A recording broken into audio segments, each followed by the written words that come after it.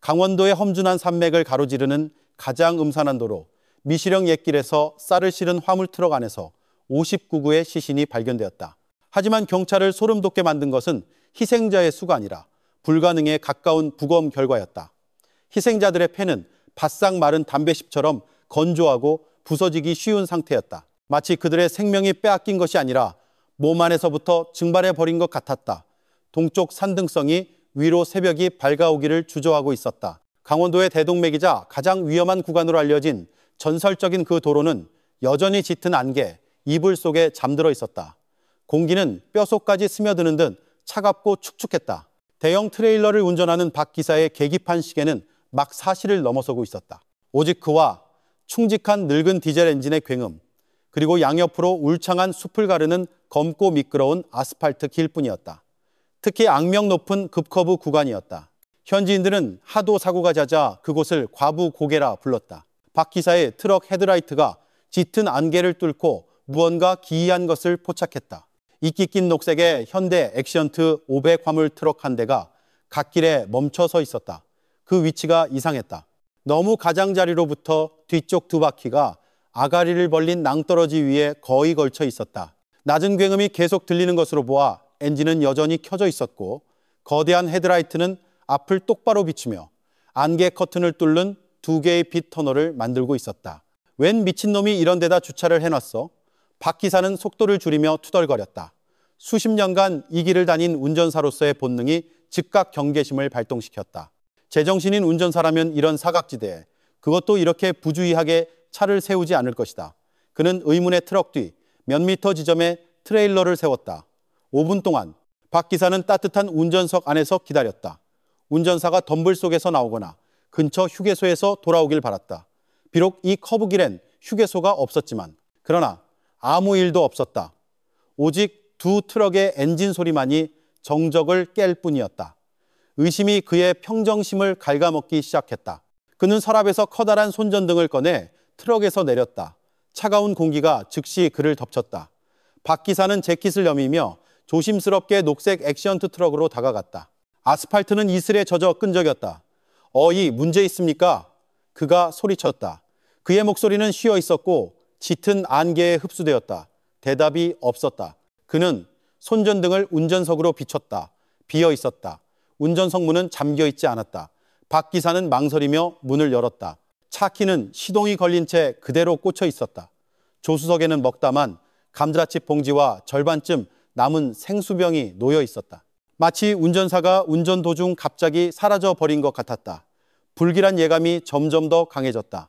이건 더 이상 엔진 고장이나 운전사가 용변을 보는 문제가 아니었다. 뭔가 잘못됐다. 아주 크게 잘못됐다. 그의 머릿속에는 동료 기사들에게서 들었던 미시령의 흉흉한 이야기들이 스쳐 지나갔다. 하지만 박 기사는 애써 떨쳐냈다. 그는 산적이나 강도를 더 믿는 쪽이었다. 하지만 강도 소행이라면 왜 엔진까지 켜둔 채 트럭을 그대로 버려두었을까? 일시간처럼 느껴지는 10분이 흐른 후 박 기사는 결정을 내렸다. 그는 자신의 트럭으로 돌아가 신호가 겨우 잡히는 휴대폰을 들고 근처 파출소 번호를 찾았다. 약간 떨리는 목소리로 그는 과부고개의 주인 없는 트럭 한 대가 의문스럽게 멈춰 서 있다고 신고했다. 30분 후 인근 파출소 순찰차 한 대가 현장에 도착했다. 고참인 강 경사와 더 젊은 최순경, 두 경찰관이 졸린 얼굴로 차에서 내렸다. 처음 그들은 단순한 고장 트럭에 대한 과장된 신고라고 생각했다. 이 트럭이 맞습니까, 박 기사님? 강 경사가 트럭 전체에 손전등을 비추며 물었다. 네, 맞습니다.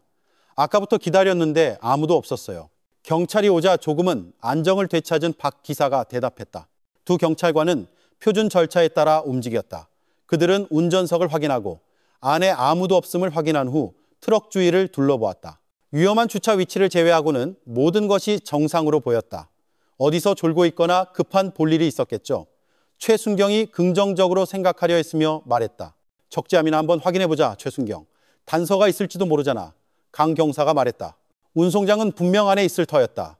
그들은 트럭 뒤편으로 향했다. 적재함은 두꺼운 파란색 방수포로 덮여 단단히 묶여 있었다. 자물쇠는 잠기지 않은 채 걸려 있었다. 최순경이 빗장을 당기고 방수포 한쪽을 걷어 올리는 순간 기이한 냄새가 확 풍겨 나왔다. 동물 사체 같은 흔한 악취가 아니었다. 암모니아의 톡 쏘는 냄새, 눅눅한 볏짚의 퀴퀴한 냄새, 그리고 무언가 다른 냄새가 섞여 있었다. 날카롭고 건조한 죽음의 냄새였다. 강 경사는 미간을 찌푸렸다. 이게 무슨 냄새야? 더 힘을 주어 그들은 방수포를 더 넓게 열었다. 강 경사는 가장 밝은 손전등을 안으로 비췄다. 빛은 먼저 쌀이 담긴 하얀 포대 더미에 닿았다. 평범해 보였다. 하지만 빛이 중앙으로 조금 옮겨가자 두 경찰관의 숨이 목구멍에서 멎었다. 포대들 틈새로 무언가 삐져나와 있었다. 뻣뻣한 손가락에 창백한 손, 그리고 옷자락 한 조각, 그리고 손전등을 더 깊숙이 움직이자 진짜 공포의 광경이 드러났다. 수십 구의 시신들, 남성, 여성, 심지어 몇몇 아이들까지 쌀, 포대 아래와 사이에 무질서하게 쌓여 있었다. 눈은 감겨 있었고 얼굴은 창백하게 팔에서 마치 잠든 것 같았다. 하지만 영원한 고요함과 점점 더 짙어지는 악취가 진실을 말해주고 있었다. 강 경사는 새파랗게 질린 얼굴로 몇 걸음 물러섰다. 무언가 말하려 했지만 목이 메인 소리만 나올 뿐이었다. 더 젊은 최순경은 곧바로 돌아서서 길가에 심하게 구토했다. 멀리서 지켜보던 박 기사는 공포에 질려 그저 얼어붙을 수밖에 없었다. 그날 아침 미시령의 잿빛 새벽은 움직이는 관에 말없는 증인이 되었다. 떨리는 손으로 강 경사는 무전기를 잡았다. 중앙, 미시령에서 보고한다. 감식반, 구급차, 모든 유닛 즉시 지원 바란다. 세상에. 트럭 안에서 수십 구의 시신이 발견됐다. 그의 목소리는 갈라졌다. 전설적인 그 도로는 또다시 재물을 요구했다. 하지만 이번에는 그 누구도 상상하지 못했던 방식으로 해가 마침내 안개 이불을 찢고 솟아오르자 미시령은 거대한 수사 드라마의 무대로 변해 있었다. 노란색 폴리스 라인이 젖은 아스팔트와 지푸른 숲에 나무십과 선명한 대조를 이루었다. 수십 명의 제복 경찰과 과학수사 조끼를 입은 감식팀, 그리고 여러 대의 구급차가 평소 차량 엔진 소리만 가득하던 정적을 깨고 나란히 서 있었다. 그 분주함 속에서 검은색 세단 한 대가 멈춰섰다. 차에서 내린 사람은 황인철 경감, 경험으로 조각된 얼굴과 매처럼 날카로운 눈빛을 가진 40대 후반의 남자였다. 그는 말이 많지 않았다. 그의 모든 움직임은 계산되고 효율적이었다. 그의 존재만으로도 주변 경찰관들은 더 기민해졌다. 그는 강원지방경찰청의 전설, 한 가지 사실만을 믿는 수사관이었다. 사실. 그에게 모든 범죄는 풀어야 할 논리 퍼즐이지 떠들썩한 괴담이 아니었다. 그를 맞이한 것은 젊고 총명하며 활기찬 여경, 김수진 경이었다. 그녀의 손에는 초기 보고서가 담긴 태블릿이 들려 있었다. 김경희는 황 경감의 정반대였다. 그녀는 지역 설화를 들으며 자랐고 날카로운 직감을 가졌다. 종종 절차에만 얽매인 수사관들이 놓치는 것들을 보곤 했다. 좋은 아침입니다, 팀장님. 김경희가 경의를 표하며 인사했다. 확인된 희생자 수는 59명입니다. 남성 30명, 여성 26명, 아동 3명. 사망 추정 시각은 발견되기 8시간에서 12시간 전입니다. 황 경감은 짧게 고개를 끄덕일 뿐 그의 시선은 이미 사건의 중심, 이제는 죽음의 기념비처럼 보이는 녹색 액시언트 트럭에 고정되어 있었다. 직접 봐야겠어. 그가 무미건조하게 말했다. 장갑과 덧신을 착용한 후 그들은 트럭에 접근했다. 증인들이 처음 맡았던 기이한 냄새는 이제 더욱 강해져 있었다.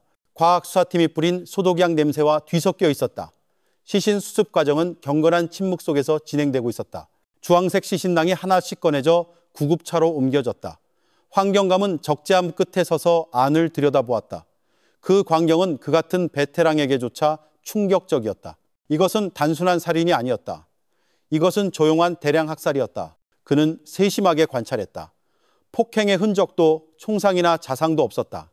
희생자들은 자연스러운 자세로 누워 있었다. 마치 모두가 함께 깊은 잠에 들었다가 한 번의 숨결에 죽음을 맞이한 것 같았다. 우리가 가진 게 뭐지?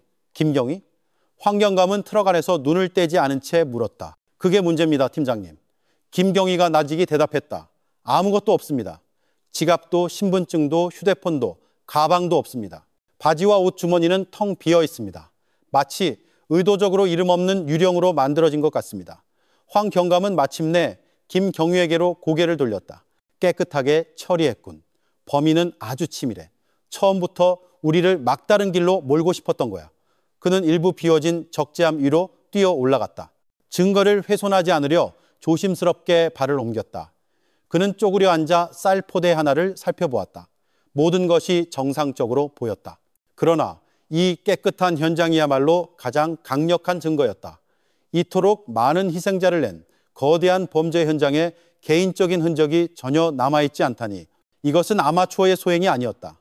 이것은 계획되고 조직화되었으며 차가운 정밀함으로 실행된 작전이었다. 희생자들은 수사관들 앞에 고요한 벽을 세운 듯했다.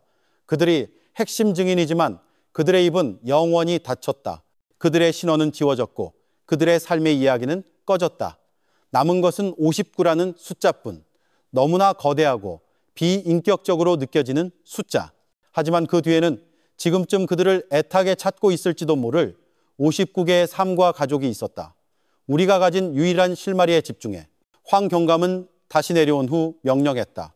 그의 목소리는 침울한 분위기를 깨는 단호함이 있었다. 이 트럭, 차량 번호와 차대 번호를 추적해 1시간 내로 소유주가 누군지, 어디서 왔고 어디로 가던 중이었는지 알아내.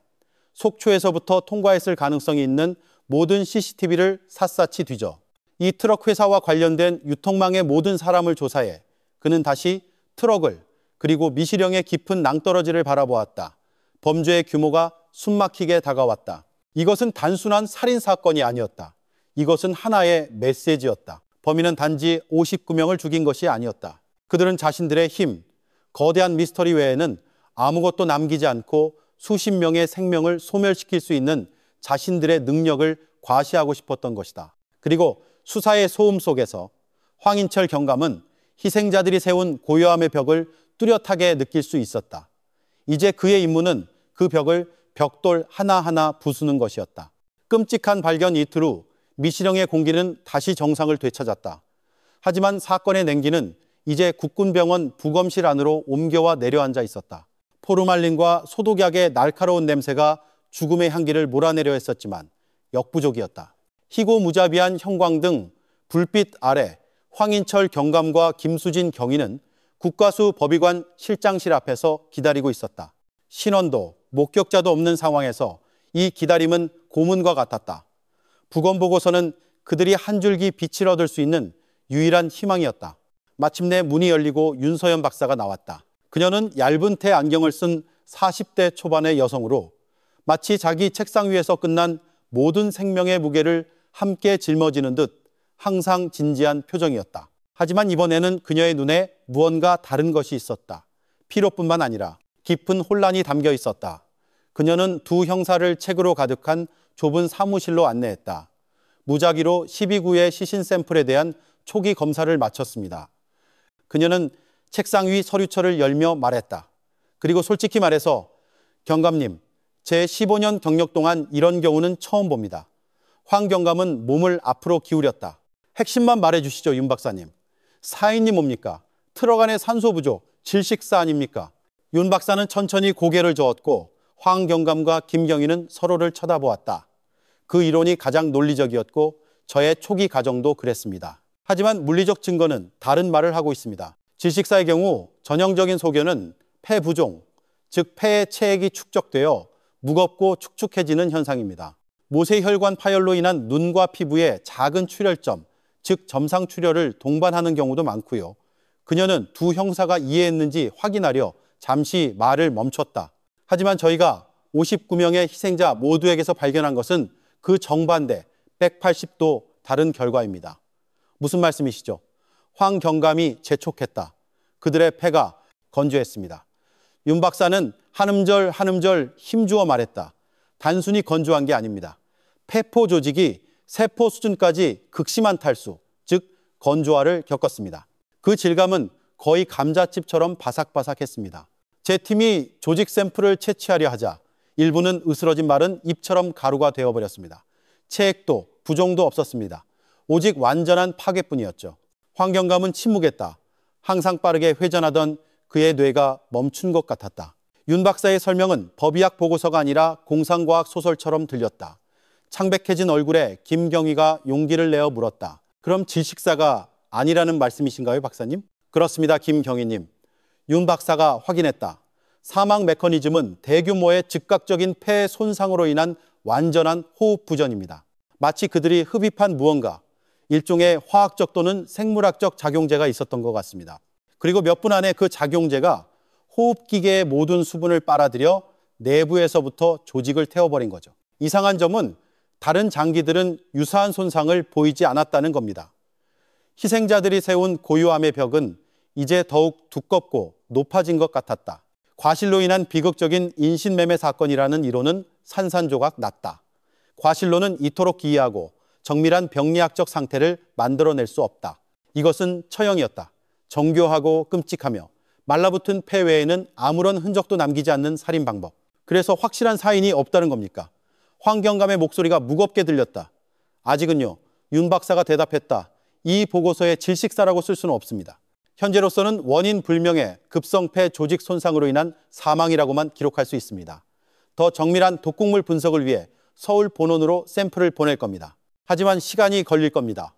황경감과 김경희는 무거운 발걸음으로 부검실을 나섰다. 밖에 후덥지근한 속초의 공기는 이제 그들의 피부 밑을 기어다니는 냉기와 대조를 이루었다. 이 사건은 방금 인류애적 비극에서 끔찍한 과학적 미스터리로 변모했다. 그들은 더 이상 단순한 범죄자를 쫓는 것이 아니었다. 그들은 의학계조차 아직 이름 붙일 수 없는 무언가로 무장한 괴물을 쫓고 있었다. 숨막히는 교착 상태 속에서 한 줄기 빛이 마침내 수사의 가장 지루한 부분인 행정 절차에서 나타났다. 거의 이틀 동안 복잡한 등록 기록을 추적한 끝에 데이터실의 한 젊은 직원이 환호성을 질렀다. 녹색 엑시언트 트럭의 차대 번호와 엔진 번호가 마침내 소유주의 이름을 찾아냈다. 주햇쌀미곡 강원도에서 꽤 큰 규모의 정미 및 쌀 유통회사였다. 그리고 단독 소유주의 이름은 황인철 경감과 김수진 경위를 잠시 침묵하게 만들었다. 박덕수 회장, 그 이름은 낯설지 않았다. 박 회장은 지역 유지이자 자선사업가로 사원이나 보육원에 기부할 때마다 지역신문에 사진이 실리곤 했다. 그의 평판은 깨끗했다. 그의 이미지는 신앙심 깊고 존경받는 지역사회 인물이었다. 그런 사람을 59명의 학살과 연결시키는 것은 물과 기름을 섞으려는 시도처럼 느껴졌다. 하지만 사실은 사실이었다. 그 트럭은 그의 소유였다. 시간을 지체하지 않고 황경감은 즉시 급습팀을 꾸렸다. 사이렌을 울리지 않은 경찰차 행렬이 속초 시내를 가로질러 도시 외곽의 산업단지로 향했다. 주의 쌀미곡에 주 창고가 있는 곳이었다. 선두 차량 안에는 긴장감과 기대감이 뒤섞여 있었다. 그들은 해답을 찾게 될까? 아니면 더 많은 질문을 마주하게 될까? 창고 단지는 조용했다. 햇살미곡이라고 쓰인 약간 녹슨, 큰 간판이 굳게 닫힌 정문에서 그들을 맞았다. 정문을 강제로 부순 후 팀은 어떤 가능성에도 대비하며 전술 대응으로 진입했다.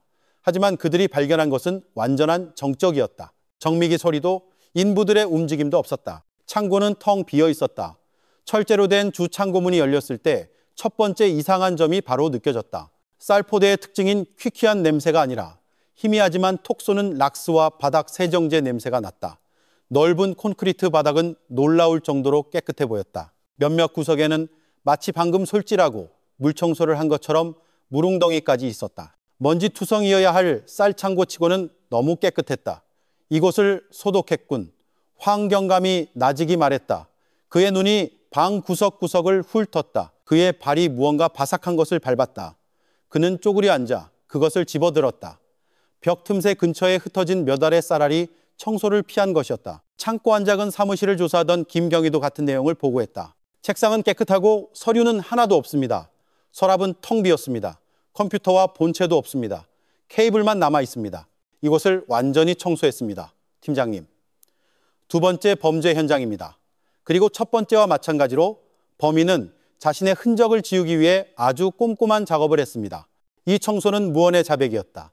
트럭이 미시령으로 죽음의 여정을 시작하기 전 이곳에서 분명 끔찍한 일이 일어났다는 것. 다음 단계는 명확했다. 팀은 즉시 한 고급 주택가에 있는 박 회장의 자택으로 향했다. 현대적인 스타일의 웅장한 집은 어둡고 사람이 살지 않는 듯했다. 신문을 받은 단지 경비원은 박 회장과 그의 아내, 두 자녀가 약 이틀 전, 즉 트럭이 발견되기 전날 밤에 떠났다고 긴장하며 설명했다. 갑자기 해외 출장을 가신다고 하더군요, 경감님. 경비원이 말했다. 공항밴이 와서 태워갔고 여행 가방도 아주 많았습니다. 자주 여행을 다니시는 분이라 의심하지 않았습니다. 갑작스러운 해외 출장, 완벽하면서도 매우 의심스러운 알리바이였다. 어떤 여행사에도 그의 가족 이름으로 된 항공권 예약 기록은 없었다. 박 회장과 모든 가족 구성원의 휴대폰은 더 이상 켜지지 않았다. 다시 본부로 돌아왔다. 수사보도 앞에서 황 경감은 얼굴을 굳혔다. 트럭 사진 옆에는 이제 상냥하게 미소 짓는 박 회장의 여권 사진이 붙어 있었다.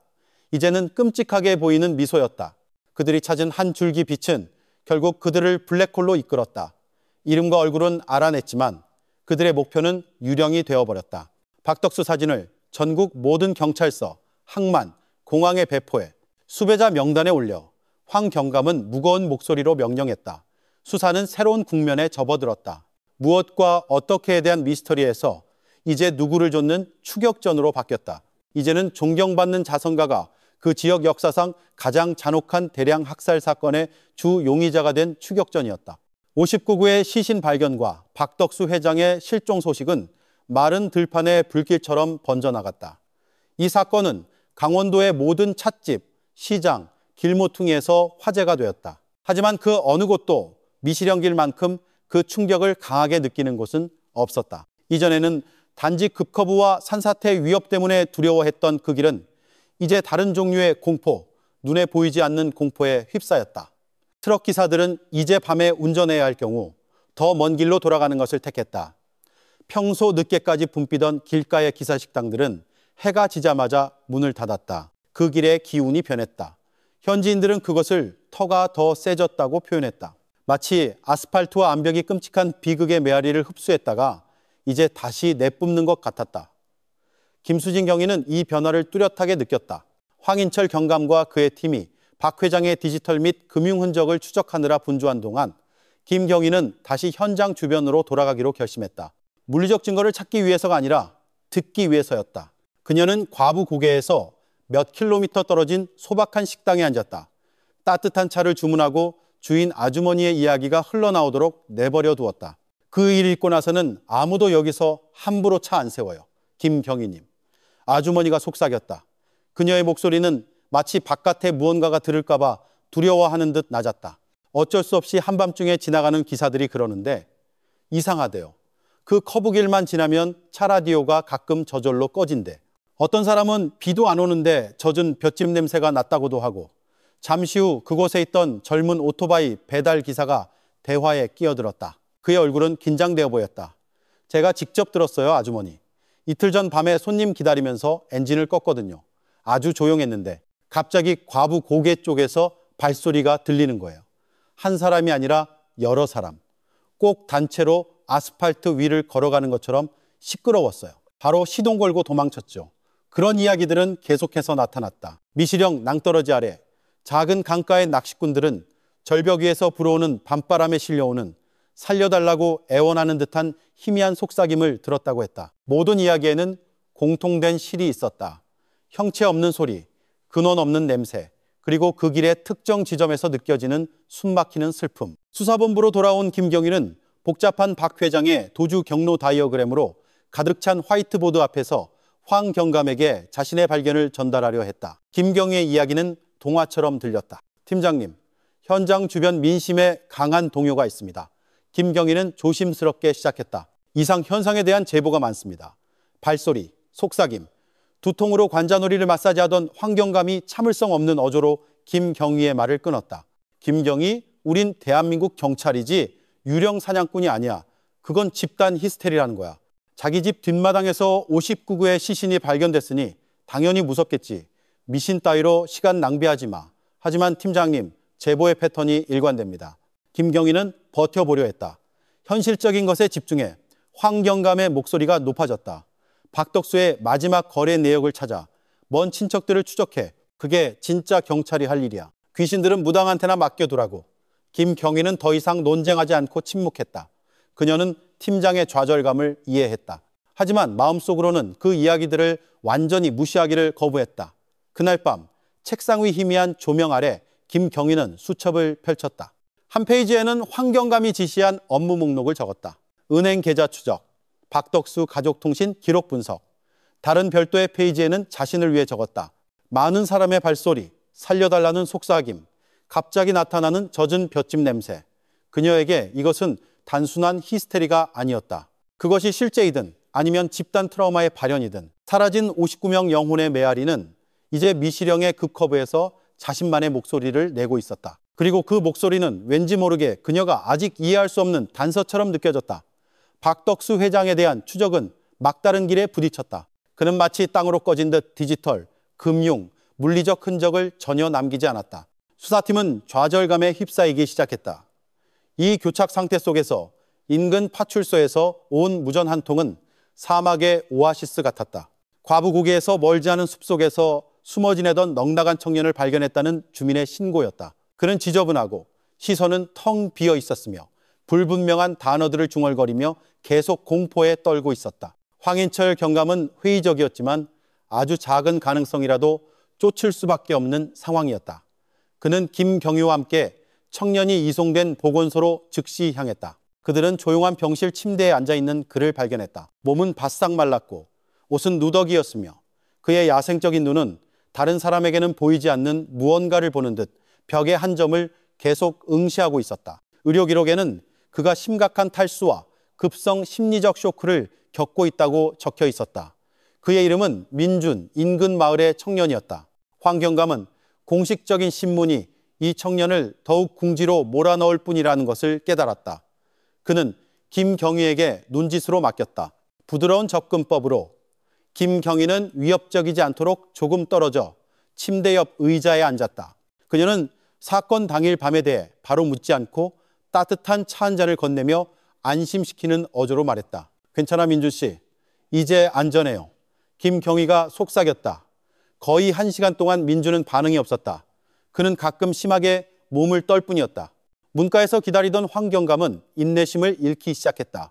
하지만 김경희는 침착함을 유지하며 가벼운 이야기들을 계속하며 안전한 공간을 만들어 주었다.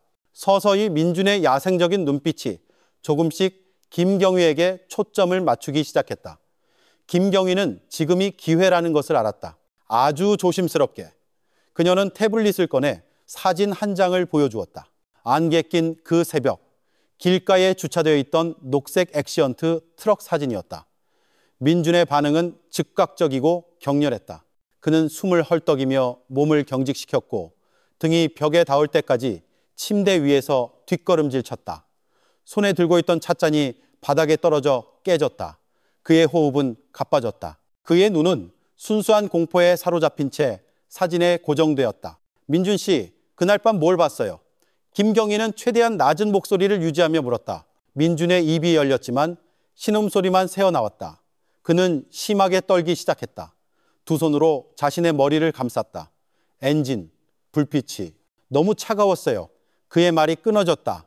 마치 어두운 트라우마의 깊은 곳에서 끌어올려진 것 같았다. 그 트럭, 민준 씨, 그 트럭은 왜 멈췄나요? 김경희가 부드럽게 압박했다. 그리고 억눌린 울음 속에서 민준은 김경희를 똑바로 쳐다보았다. 그의 눈에 담긴 공포는 너무나 생생해서 김경희의 온몸에 소름이 돋았다. 쉬고 떨리는 목소리로 그는 그들의 수사를 영원히 괴롭힐 문장을 속삭였다. 트럭이 혼자 멈춘 게 아니에요.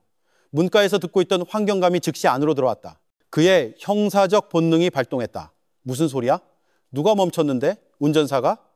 민준은 공황 상태에 빠진 듯 머리를 저었다.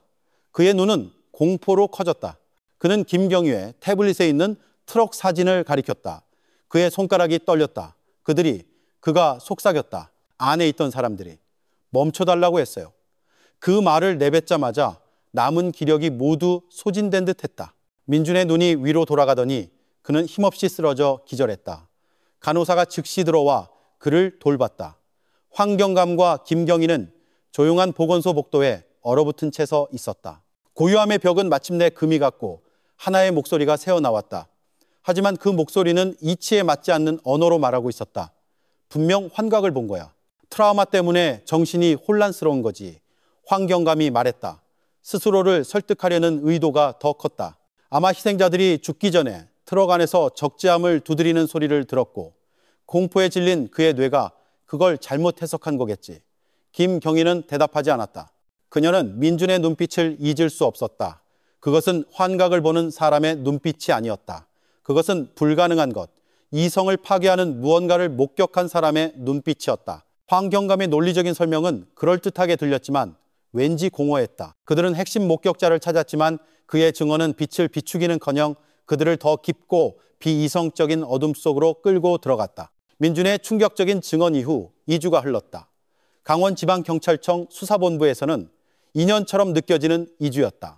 핵심 목격자를 찾은 후 잠시 부풀었던 희망은 이제 좌절과 피로의 찌꺼기만 남기고 증발해버렸다. 너무 비이성적이라 조치를 취할 수 없었던 민준의 증언은 점점 두꺼워지지만 내용은 여전히 텅 빈 사건 파일 속에 기이한 각주가 되었다. 박덕수 회장 추적도 매번 막다른 길에 부딪혔다. 그 남자와 그의 가족은 마치 진짜 유령이 되어버린 것 같았다. 특별수사팀 사무실의 분위기는 답답하고 긴장감이 흘렀다. 쌓여있는 더러운 커피잔, 넘치는 재떨이, 그리고 흩어진 수십 개의 서류들은 그들의 교착 상태를 말없이 증명하고 있었다. 사무실 밖에서는 압박이 계속해서 거세졌다.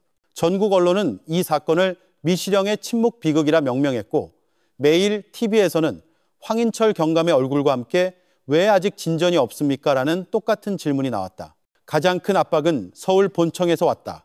그날 아침 경찰청 고위 간부와의 화상통화는 분위기를 더욱 악화시켰다. 화면 속 간부의 얼굴은 굳어 있었고 참을성이 없어 보였다. 황경감, 벌써 한 달이 다 되어가 온 나라가 답을 기다리고 있어. 더 이상 심층 수사나 현장 분석 같은 보고는 듣고 싶지 않아. 용의자가 필요해. 도대체 거기서 뭘 하고 있는 건가? 박덕수의 모든 자산과 사업 네트워크를 추적하고 있습니다. 국장님. 그가 핵심이라고 확신합니다. 황경감은 침착하고 전문적인 목소리를 유지하려 애쓰며 대답했다. 박덕수는 유령이야. 유령을 잡을 순 없지. 황경감. 간부의 목소리는 날카로웠다. 자네 목격자의 괴상한 이야기나 그 흉흉한 고갯길 전설 따위엔 관심 없어. 구체적인 걸 내놓지 않으면 이 사건은 내가 가져가겠네. 통화는 끝났고 방 안에는 귀가 먹먹할 정도의 침묵이 남았다. 황경감은 주먹을 쥔 채 화면을 껐다. 그는 바람 한 점 없는 바다 한가운데 갇힌 배의 선장처럼 느껴졌다. 승객들은 계속해서 즉시 항해하라고 요구하고 있었다. 그날 밤 황경감은 수사보드의 불빛만이 비추는 어두운 사무실에 홀로 앉아 있었다. 그 벽은 이제 실패의 기념비처럼 느껴졌다. 냉소적으로 미소 짓는 박덕수의 사진, 너무나 깨끗했던 창고의 도면, 그리고 구석에는 민준의 증언에 대한 김경희의 작은 메모가 있었다. 안에 있던 사람들이 멈춰달라고 했어요. 수십 년간 형사로서 배우고 익힌 모든 방법이 이 사건 앞에서는 무뎌지는 것 같았다. 논리와 추론은 그를 똑같은 침묵의 벽에 부딪히게 했다. 그는 다시 조각을 맞춰보려 했다. 깔끔한 대량학살, 감자칩처럼 마른 희생자들의 폐, 완벽하게 사라진 주범, 그리고 귀신 들린 사람처럼 말하는 목격자. 이 사실들의 나열은 온전한 그림을 형성하지 못하고 불가능한 추상화를 만들어낼 뿐이었다. 김경희가 뜨거운 커피 2잔을 들고 그의 사무실로 들어왔다. 그녀는 지치고 절망에 빠진 팀장의 얼굴을 보았다. 우리가 분명 뭔가를 놓치고 있어요, 팀장님. 그녀가 조용히 말했다. 눈앞에 있지만 보지 못하는 무언가를요. 더 이상 남은 게 뭐가 있나? 김경희. 모든 걸 뒤집어 봤어. 결과는 제로야. 아마 우리가 박덕수에게 너무 집중하고 있는지도 모릅니다. 김경희가 조심스럽게 말했다. 우리는 이미 떠난 사람의 그림자를 쫓고 있습니다. 하지만 그가 남긴 것에 대해서는 충분히 주의를 기울이지 않았을 수 있습니다. 그 트럭, 그 화물. 황경감은 처음엔 반박하려 했지만 김경희의 말은 그의 마음속에 무언가를 점화시켰다. 사각지대. 그들은 지금까지 누가에 집중하느라 무엇과 어떻게에 대해 더 깊이 질문하는 것을 잊고 있었다. 그들은 화물이 쌀이고 희생자들은 미립국자라고 당연하게 받아들였다. 하지만 만약 그 기본 가정이 틀렸다면 절망에서 태어난 새로운 에너지가 황경감의 몸에 퍼졌다. 그는 자리에서 일어났다. 흐릿했던 그의 눈빛이 다시 날카로워졌다. 그는 빠르게 사무실을 나와 수사본부의 모든 불을 켰다. 책상에서 졸고 있던 몇몇 직원들을 깨웠다. 지금 바로 회의 시작한다. 그의 목소리는 다시 위엄을 되찾았다. 처음부터 다시 시작한다. 모든 연구소 보고서, 모든 현장 사진, 모든 초기 기록을 재검토해. 박덕수는 일단 잊어. 오늘 아침에 우리가 그 트럭을 처음 발견했다고 생각해. 우리는 분명 아주 기본적인 무언가를 놓쳤어. 그 사각지대를 찾아내. 그날 밤 지친 팀은 새로운 열정으로 다시 일하기 시작했다. 쌓여있는 현장 사진 더미 속에서 김경희는 트럭 적재함 바닥에 쏟아진 쌀알들의 클로즈업 사진 한 장을 집어들었다. 지금까지 그들이 단순한 화물 이상으로 생각하지 않았던 무언가였다. 황인철 경감의 처음부터 다시 시작하라는 명령은 지친 팀에 새로운 에너지를 불어넣었다. 활기 없던 수사본부는 이제 서류 넘기는 소리와 빠른 키보드 타건 소리로 다시 활기를 되찾았다. 그들은 마치 고고학자처럼 이미 식어버린 증거 더미를 다시 파헤치며 놓쳤을지 모를 작은 유물을 찾았다. 김수진 경위는 트럭 발견 첫 몇 시간의 아주 작은 세부 사항까지 놀라운 꼼꼼함으로 다시 정리했고, 선배 형사들은 통신 데이터와 알리바이를 재분석하느라 분주했다. 김경희의 초점은 국과수의 기술 보고서에 맞춰져 있었다. 부검 보고서, 지문 분석, 타이어 자국 모두 그녀가 수십 번은 읽었던 것들이었다. 하지만 비유기물 화물 분석이라는 낮은 우선순위 라벨이 붙은 디지털 폴더가 하나 있었다. 내용 대부분은 화물이 오리자 사티바, 즉 일반 쌀이라는 확인 내용뿐이었다. 종결된 사안이었지만 첨부 파일 부분에 이 연구원이라는 이름의 신입 분석관이 남긴 메모가 있었다. 메모 내용은 이랬다. 샘플 벼살 표면의 분자 구조에서 변칙성 발견, 등록된 농약이나 살균제가 아닌 미확인 화합물의 얇은 층 존재, 식별을 위해 추가 질량 분석 필요.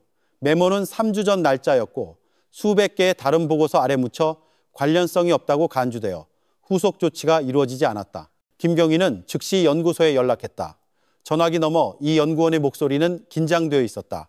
그는 사람보다 기계와 대화하는 것을 더 편안해하는 젊은 화학 전문가였다. 그는 중요하지 않은 메모를 남겼다고 질책받을 것이라 생각했다. 네, 경위님, 그가 망설이며 말했다. 그 변칙성 기억합니다. 다른 사건으로 우선순위가 바뀌어서 진행하지 못했습니다. 지금 바로 진행하세요, 이 연구원님. 김경희가 단호하게 말했다. 그 화합물 식별 결과를 즉시 제 책상 위로 가져오세요. 황인철 경감님의 직접 명령입니다. 그 명령은 이 연구원에게 채찍질이 된 듯했다. 새로워진 열정으로 그는 미실형 쌀 샘플 작업에 다시 착수했다. 그는 윙윙거리는 질량 분석기 앞에서 몇 시간을 보냈다. 기계에서 나온 결과는 그의 미간을 찌푸리게 했다. 그 화합물은 복잡한 합성 고분자였고 어떤 데이터베이스에도 존재하지 않았다. 그 구조는 단 하나의 목적, 즉 물 분자와 결합하기 위해 설계된 것이었다. 호기심의 이 연구원은 간단한 실험을 해보기로 했다. 그는 그 화합물 분말, 몇 밀리그램을 습도가 높은 밀폐 용기 안에 넣었다. 몇 초 만에 용기벽의 수증기가 모두 흡수되어 사라졌다. 그 화합물은 그가 전에 본 적 없는 강력한 힘을 가진 건조제, 즉 데시컨트였다. 갑자기 그의 뇌리에 한 가지 기억이 스쳐 지나갔다. 몇 주 전 윤서연 박사의 기이한 부검 보고서로 연구소 전체가 떠들썩했다. 희생자들의 폐가 감자칩처럼 말라 있었다는 보고서. 이 연구원의 심장이 격렬하게 뛰기 시작했다. 그는 현미경 아래 쌀알을 보았다가 다시 컴퓨터의 데이터를 보았다. 건조제, 마른 폐, 쌀 화물. 이전에는 서로 다른 부서에 흩어져 있던 퍼즐 조각들이 이제 그의 머릿속에서 하나로 합쳐져 끔찍한 그림을 형성했다. 떨리는 손으로 그는 김경희에게 전화를 걸었다. 1시간 후 이 연구원은 황인철 경감, 김수진 경위, 그리고 팀의 고위 간부들 앞에 서 있었다. 그의 뒤에 있는 대형 프로젝터 화면에는 작은 결정체들로 뒤덮인 쌀알의 현미경 사진이 떠 있었다. 이 화합물은, 이 연구원이 시작했다. 그의 목소리는 여전히 약간 떨렸다. 극단적인 흡습성을 가지고 있습니다. 만약 먼지나 에어로졸 형태로 인간의 폐처럼 습하고 따뜻한 환경에 흡입된다면 그 반응은 매우 빠르고 파괴적일 겁니다. 회포 조직의 모든 체액을 즉각적으로 흡수하여 세포 단위의 완전한 탈수와 장기 파괴를 일으킬 겁니다. 방 안에는 완전한 침묵이 흘렀다. 이 연구원의 차분하고 논리적인 과학적 설명은 그 어떤 유령 이야기보다 훨씬 더 끔찍하게 들렸다. 윤 박사와 팀 전체를 혼란에 빠뜨렸던 의학적 미스터리가 이제 풀렸다. 유령도 일반적인 독가스도 아니었다. 살인 무기는 바로 그 쌀알 자체였다. 포대 하나에서 작은 누출만 있었어도 충분했을 겁니다. 이 연구원이 계속했다. 다치고 답답한 트럭 적재함 안에서 이 화합물 먼지는 쉽게 퍼졌을 겁니다. 희생자들은 숨 막힐 틈도 없었을 겁니다. 그들의 폐는 몇 분 안에 파괴되었을 겁니다. 황 경감은 화면에 쌀알 사진을 응시했다. 그의 얼굴은 돌처럼 굳어 있었다. 사각지대가 마침내 보였다. 그들은 지금까지 범인의 손에 들린 무기를 찾고 있었다. 하지만 무기는 바로 화물 그 자체였다. 그들은 어떻게라는 질문에 대한 답을 찾았다. 그러나 이 발견은 오히려 훨씬 더 크고 무서운 새로운 질문을 낳았다. 그 질문은 폭풍우 구름처럼 공중에 떠 있었다. 도대체 누가 무슨 목적으로 주식을 위장하여 이토록 잔인한 생물학적 무기를 만들고 밀수했는가? 이 연구원의 발견은 막다른 길에 다다른 수사본부의 비밀의 문을 여는 열쇠와 같았다. 화이트보드 앞에서 황인철 경감은 인신매매에 대한 모든 낡은 이론을 보드마카로 거칠게 지워버렸다. 그의 얼굴은 굳어 있었지만 눈은 오랫동안 보이지 않았던 강렬함으로 불타고 있었다. 그의 머리는 100배 더 빠르게 회전하며 범죄의 전체 서사를 처음부터 다시 엮고 있었다. 우리는 내내 틀렸어. 그가 모인 팀원들에게 말했다. 그의 목소리는 조용한 방 안에서 울렸다. 우리는 이것이 비극으로 끝난 인신매매 사건이라고 생각했지. 그건 우리의 가정이었어. 하지만 만약 이걸 뒤집어 보면 어떨까? 만약 이것이 성공한 위험 화물 밀수 사건인데 우연히 59명의 희생자를 낳은 것이라면 모든 사람이 그 새로운 패러다임의 함의를 소화하는 동안 방 안에는 집단적인 침묵이 흘렀다. 갑자기 그들을 내내 괴롭혔던 모든 이상한 점들이 제자리를 찾기 시작했다. 소독된 창고, 김경희의 눈이 커졌다. 말이 되네요. 박덕수는 59명의 불법 체류자 흔적을 지운 게 아니었어요. 그는 아주 위험한 화학물질의 흔적을 지우고 있었던 겁니다. 아마 적재 과정에서 쏟아진 잔여물이었겠죠. 그리고 신원미상의 희생자들, 다른 형사가 덧붙였다. 그들은 완벽한 방패막이었습니다. 만약 그들이 불법 체류자라면 당분간 아무도 그들을 찾지 않을 테니까요. 그들의 죽음은 비록 계획된 것은 아니었지만 더 큰 범죄를 숨기기 위한 완벽한 덮개가 된 겁니다. 모든 것이 이제 명확해졌다.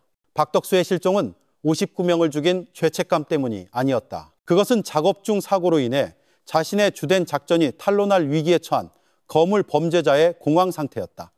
비이성적이었던 민준의 증언도 이제 논리적인 틀에 맞춰졌다.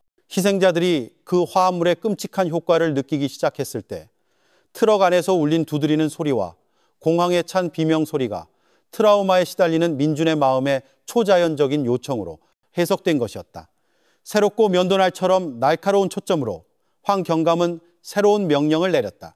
인신매매 흔적 추적은 중단해 사이버팀은 더 깊이 파고들어 박덕수와 화학회사, 연구소 또는 다국적 농업기업과의 연관성을 찾아 소액 거래는 무시해 해외로부터의 거액 자금 흐름을 찾아 그 명령은 판도라의 상자를 열었다. 12시간도 채 되지 않아 사이버팀은 박덕수의 합법적인 사업 뒤에 숨겨진 암호화된 서버를 뚫는 데 성공했다. 그 안에서 그들은 인신매매 기록이 아니라 훨씬 더 끔찍한 것을 발견했다. 그들은 PM 프로젝트나 특수화물과 같은 이름으로 암호 보호된 폴더들을 발견했다. PM은 불임살입니다, 팀장님. 사이버 팀장의 얼굴이 창백했다. 그는 메인 화면에 박덕수와 유럽의 거대 농업 기업 대표 간의 일련의 이메일을 띄웠다. 사악한 계획이 명백하게 드러났다. 박덕수는 대규모 산업 사보타주 작전의 현장 요원으로 고용되었다. 불임쌀은 그 치명적인 건조제 화합물이 코팅된 쌀의 암호명이었다. 계획은 이 독성쌀 수십 톤을 인도네시아 내 주요 경쟁사인 주대풍 농산의 저장 사일로에 밀수하는 것이었다. 그 화합물은 서서히 활성화되어 수천 톤의 벼슬을 내부에서부터 손상시켜 대규모 흉작, 보험금 청구 거부, 그리고 최종적으로는 경쟁사의 완전한 파산을 유발할 것이었다. 박덕수는 그들의 국내 쌀 시장 독점을 위한 무기였다. 그리고 59명의 희생자들은 해안가에서 내륙의 농장으로 불법 체류자들을 운송하기 위해 같은 트럭을 사용한 탐욕스러운 박덕수의 부업이었다. 비용을 절약하기 위한 부주의한 행동이었다. 그는 불임쌀 포대 중 하나의 보호막이 손상되어 치명적인 누출을 일으켜 모든 불법 승객을 죽일 것이라고는 전혀 예상하지 못했다. 황 경감은 화면 속 다국적 기업의 로고를 응시했다. 한 흉흉한 도로에서의 시신 발견으로 시작된 사건은 이제 변모했다. 이것은 더 이상 단순한 대량 학살이 아니었다. 이것은 기업 테러리즘이었다. 국가의 주요 기둥 중 하나를 위협하는 국제적인 음모였다. 그들의 적의 얼굴은 이제 더 이상 박덕수뿐만이 아니었다. 다른 대륙의 마천루 뒤에 숨어있는 얼굴 없는 거대 기업이었다. 이건 더 이상 59명의 목숨에 관한 문제가 아니야. 황 경감이 화면에 눈을 고정한 채 김경희에게 나지기 말했다. 이건 국가 식량 안보에 관한 문제야. 불임쌀 음모의 폭로는 모든 것을 바꾸었다. 미시령 사건은 공식적으로 국가 안보 위협 사안으로 격상되었다. 이전에는 강원지방경찰청 팀만으로 채워졌던 수사본부는 이제 서울의 여러 기관에서 온 전문가들로 붐볐다. 금융정보분석관, 코에프아이유의 금융정보분석가, 경찰청의 사이버 전문가, 그리고 가장 중요하게는 경찰특공대의 연락장교 몇몇이 합류했다. 박덕수 추적은 더 이상 단순한 범죄자 추적이 아니었다. 이것은 기업 테러리즘, 네트워크의 핵심 자산을 체포하기 위한 작전이었다. 거의 무제한의 자원이 투입되자 박덕수가 자신 주위에 세운 벽이 금이 가기 시작했다. KOFIU의 한 젊은 금융분석가는 환경감팀이 몇 주 동안 보아왔던 동일한 데이터를 재검토하던 중 박덕수의 개인 계좌가 아닌 해외에 등록되어 수년간 비활성 상태로 보였던 페이퍼 컴퍼니에서 변칙을 발견했다. 트럭이 발견된 며칠 후 그 회사는 갑자기 익명의 계좌로 암호화폐 형태의 거액 결제라는 단 한 건의 거래를 했다. 이것은 박덕수가 도주 중에 저지른 첫 번째 치명적인 실수였다. 그는 디지털 거래가 추적 불가능할 것이라 생각했다. 하지만 경찰청 전문가들에게 그 희미한 흔적은 충분하고도 남았다. 몇 시간 만에 그들은 자금 수령자를 식별하는 데 성공했다. 서해안에서 활동하는 불법 도주 전문 브로커였다. 신문 압박의 브로커는 마침내 입을 열었다.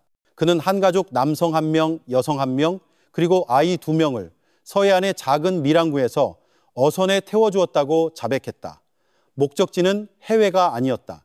적어도 아직은 목적지는 임시 은신처였다. 지도에도 거의 나오지 않는 흑산도의 외딴 작은 섬이었다. 숨은 섬, 그의 기업 동료들로부터의 구출을 기다리기에 완벽한 장소. 이 정보는 즉각적인 신속한 움직임을 촉발했다. 황인철 경감이 직접 지휘하고 경찰 특공대 한 팀의 전술적 지원을 받는 합동체포 작전이 즉시 계획되었다. 그날 밤 바로 그들은 출발했다. 두 척의 고속 순찰정이 별빛 아래 어두운 서해의 파도를 가르며 불을 끈 채 나아갔다. 진동하는 갑판 위에서 김경희는 황 경감 옆에 서 있었다. 짭짤한 바닷바람이 그들의 얼굴에 날카롭게 느껴졌다. 흉흉한 도로의 커브길에서 손전등 하나의 의지에 이 사건을 시작했던 두 사람은 이제 방탄조끼를 입고 국가 정예 부대와 함께 움직이고 있었다. 이 사건의 여정은 초현실적으로 느껴졌다. 이렇게 끝날 줄은 상상도 못했습니다. 김경희의 목소리가 엔진 굉음에 거의 묻혔다. 큰 범죄는 종종 작은 탐욕에서 시작되지. 김경희, 황경감이 대답했다. 그의 눈은 어두운 수평선을 똑바로 응시했다. 박덕수는 단지 부업으로 이익을 더 얻고 싶었을 뿐이야. 그 탐욕이 그의 왕국 전체를 무너뜨린 거지. 새벽이 가까워지자 멀리 육지의 실루엣이 보이기 시작했다. 숨은 섬. 현지 어부로부터 얻은 정보에 따르면 그들의 목표는 서북쪽 해안에 고립된 나무 오두막에 머물며 휴가를 온 가족으로 위장하고 있다고 했다. 특공대 팀장이 배가 속도를 줄이고 엔진을 끄자 마지막 지시를 내렸다. 조류에 몸을 맡겨 조용히 접근하게 했다. 팀원들은 무기를 점검했다. 그들의 얼굴은 굳어 있었고 집중되어 있었다. 분위기는 긴장감과 기대감으로 가득했다. 한 달이 넘는 추격전은 이곳, 그들의 수배자에게는 지옥이 된 외딴 낙원의 한 조각에서 끝날 것이었다. 황경감은 김경희를 보고 고개를 끄덕였다. 이것이 정점이었다. 야간 투시경 너머로 그는 목표 오두막에서 새어나오는 희미한 불빛을 볼 수 있었다. 그들은 저기 있었다. 알파팀, 숲쪽에서 이동, 특공대 팀장이 무전기에 속삭였다. 브라보팀은 나와 황경감님과 함께 해안 방향에서 덮친다. 모두 준비. 내 명령에 따라 움직여. 숨은 섬의 동쪽 수평선 위로 새벽이 밝아오며 잿빛 하늘에 주황색 빗줄기를 뿌렸다. 그 원시적인 자연의 아름다움은 은밀한 작전의 말없는 증인이 되었다. 합동팀은 소리 없이 야자수 사이를 움직이며 박덕수의 마지막 은신처인 나무 오두막을 포위했다. 경고 사격도 협상도 없었다. 신호가 떨어지자 오두막의 문과 창문은 신속하고 조직적인 한 번의 움직임으로 동시에 부서졌다. 안에서 그들을 맞이한 광경은 전투 준비가 된 거물 범죄자가 아니라 비참한 가족 드라마였다. 헝클어진 머리와 덥수룩한 수염의 박덕수는 방구석에 웅크려 히스테리하게 울고 있는 아내와 두 아이를 껴안고 있었다. 한때 위엄과 자애를 발산하던 그의 얼굴에는 이제 절망과 공포의 초상만이 남아있었다. 그는 조금의 저항도 없이 항복했다. 특공대가 현장을 확보하고 김경희가 트라우마에 시달리는 박덕수의 아내와 아이들을 진정시키려 애쓰는 동안 황인철 경감은 나무 의자 하나를 끌어와 수배자와 마주 앉았다. 수갑은 아직 채우지 않았다. 황경감은 그토록 많은 죽음과 혼란을 야기한 남자의 눈을 직접 마주보고 싶었다. 끝났어, 박 회장. 황경감의 목소리는 차분했지만 무거웠다. 그래, 우리는 모든 걸 알고 있어. 불임쌀 프로젝트, 그 유럽 기업 다 알고 있다고. 박덕수는 고개를 들었다. 그의 눈에는 더 이상 거짓이 없었다. 오직 완전한 패배감뿐이었다. 한 달간의 도주 동안 그가 세운 방어벽은 마침내 무너졌다. 쉰 목소리와 절망감에 찬 목소리로 그는 말하기 시작했다. 고백은 터진 댐처럼 쏟아져 나왔다. 죄책감, 공포, 그리고 그의 안에서 썩어가던 후회의 분출이었다. 그건 깨끗한 일이었어야 했어. 그가 속삭였다.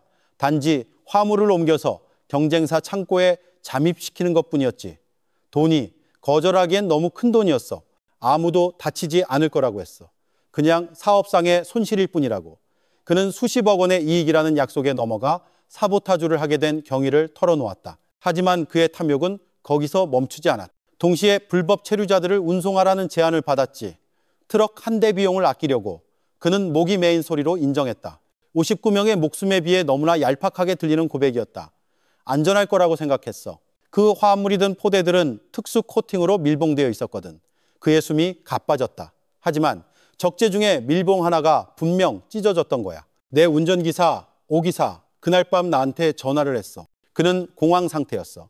황경감은 한마디도 놓치지 않으려는 듯 몸을 기울였다. 이것이 잃어버린 조각이었다. 이것이 민준의 증언의 열쇠였다. 오 기사는 전화기 너머로 소리쳤어. 박덕수가 계속했다. 그의 눈은 허공을 응시했다. 마치 그 마지막 통화를 다시 체험하는 듯했다. 뒤에서 이상한 소리가 들린다고 했어. 사람들이 안에서 미친 듯이 두드리는 것처럼 아주 큰 소리가 난다고. 그는 겁에 질려서 귀신이 있는 줄 알았어. 그들이 멈춰달라고 한다고. 나는 계속 가라고 했어. 하지만 그는 듣지 않았어. 확인해 봐야 한다고 했지. 그는 미시령에서 트럭을 세웠어. 박덕수는 말을 멈추고 침을 삼켰다. 그게 그와의 마지막 통화였어. 아마 그가 방수포를 조금 열었을 때 그도 그 먼지를 마셨을 거야. 내가 그도 죽인 거야. 모든 것이 드러났다. 민준이 목격한 초자연적인 요청은 희생자들이 폐가 내부에서 타들어가기 시작할 때의 필사적인 두드림과 비명이었다. 그 비명이 운전사로 하여금 트럭을 멈추게 한 것이었다. 공황 상태가 초자연적 현상으로 오해되어 빚어진 비극. 그날 밤 이후로 잠을 잘 수가 없었어. 박덕수가 흐느꼈다. 마침내 눈물이 그의 더러운 얼굴을 적셨다. 나는 항상 그 두드리는 소리를 들어. 그들의 소리는 미시령을 맴도는 게 아니야, 경감님. 내 머릿속을 맴돌고 있다고. 고백은 끝났다. 더 이상 미스터리는 없었다. 남은 것은 작은 탐욕이 거대한 범죄를 촉발시킨 망가진 한 남자뿐이었다. 특공대원들이 그의 손에 수갑을 채우고 밖으로 끌고 나갈 때 아침 햇살이 해변을 완전히 비추고 있었다. 풍경은 너무나 아름다웠다. 방금 드러난 어둠과 고통스러운 대조를 이루었다. 황경감은 김경희가 우는 박덕수의 아내를 안아주며 그들의 삶의 폐허 속에서 작은 위안을 주려는 것을 보았다. 추격은 끝났다. 주범은 잡혔다. 하지만 그 승리는 공허하게 느껴졌다. 쌀 운반 트럭 안에 침묵 비극에 닿았던 모든 사람들에게 긴 고통의 흔적을 남겼다. 숨은 섬에서의 체포 몇 달 후 미시령 쌀 트럭 사건이 촉발한 폭풍은 마침내 잦아들기 시작했다. 광범위한 파괴와 변화의 흔적을 남겼다. 박덕수의 자백은 지난 10년 내 최대의 기업 스캔들을 여는 열쇠가 되었다. 반박할 수 없는 증거로 대한민국 정부는 유럽의 거대 농업 기업에 대해 국제소송을 제기했고 그들의 주가는 폭락했으며 임원들은 재판에 회부되었다. 국내 박덕수 밀수 네트워크도 뿌리까지 완전히 소탕되었다. 박덕수 자신은 무기징역을 선고받았다.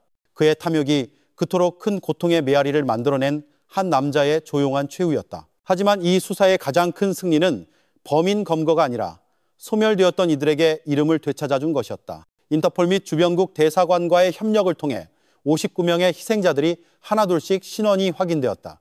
그들은 박덕수의 거짓 약속에 속아 넘어온 필리핀, 미얀마, 베트남 출신의 구직자들이었다. 그들의 관이 마침내 고국으로 돌아갔을 때 먼 나라의 공항들에서는 가족들의 오열이 터져나왔다. 침묵의 벽은 무너졌고 그 자리는 이름과 얼굴 그리고 이야기로 대체되었다. 속초에서는 말없는 증인이었던 민준이 긴 회복의 길을 걷기 시작했다. 심리치료의 도움으로 그는 서서히 길의 모든 커브에서 녹색 트럭의 그림자를 보지 않는 법을 배웠다. 그는 결코 그날 밤을 잊을 수 없을 것이다. 하지만 그는 더 이상 그것에 갇혀 살지 않았다. 이제는 깔끔해진 그의 사무실에서 황인철 경감은 미시령 사건의 마지막 서류처를 기록 보관 상자에 넣었다. 그의 수사보드는 깨끗해졌다. 한때 그 표면을 가득 채웠던 사진들과 붉은 실들의 그림자만 남아있었다. 김경위가 들어와 그의 책상에 커피 한 잔을 놓았다. 정말로 끝났네요, 팀장님. 김경위가 조용히 말했다. 황 경감은 고개를 끄덕이며 창밖을 바라보았다. 처음부터 네가 맞았어, 김경위. 그 길의 소리들에 대해서 김경위는 옅은 미소를 지었다. 그건 귀신 소리가 아니었어요, 팀장님. 그건 절망의 소리였죠. 영원히 침묵하기 전 그들의 마지막 투쟁의 메아리. 그래, 황 경감이 대답했다. 때로는 가장 잔혹한 범죄는 귀신을 필요로 하지 않아. 인간만으로도 충분히 자신들의 지옥을 만들 수 있지. 그리고 그 지옥은 메아리를 남겨. 그는 논리의 검은색과 증거의 흰색 사이에는 트라우마와 슬픔이 초자연적인 것으로 느껴질 수 있는 회색 지대가 있다는 것을 배웠다. 일주일 후 개인적인 여행으로 강릉으로 향하던 중 황 경감은 일부러 해질녘에 미시령 옛길을 통해 차를 몰았다. 그는 과부국에 가까워지자 속도를 늦췄다. 트럭이 멈춰 섰던 갓길에는 이제 주민들이 만든 비공식적인 작은 추모비가 서 있었고 그 밑에는 시든 들꽃 몇 송이가 놓여 있었다. 황 경감은 차를 세우고 내렸다. 그는 같은 지점에 서서 밤의 그림자에 잠기기 시작하는 낭떠러지를 바라보았다. 공기는 서늘했고 나무잎을 스치는 바람 소리만 들렸다. 그는 눈을 감았다.